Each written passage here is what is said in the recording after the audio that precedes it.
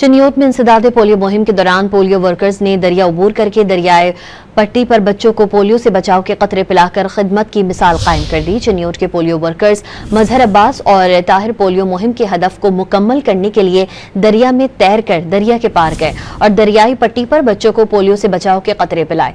Video social media पर viral होने पर महकमा सेहत अफसरान की जानिब से दोनों पोलियो वर्कर्स को शाबाशी दी गई।